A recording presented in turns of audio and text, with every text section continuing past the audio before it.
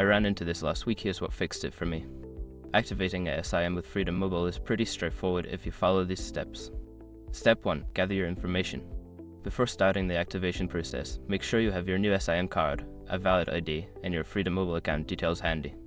Step 2. Visit the Freedom Mobile website. Go to the Freedom Mobile website and locate the SIM activation section. This is usually found in the support or customer service menu. Step 3. Enter your SIM details. Input the required information, including your SIM card number and any other requested details.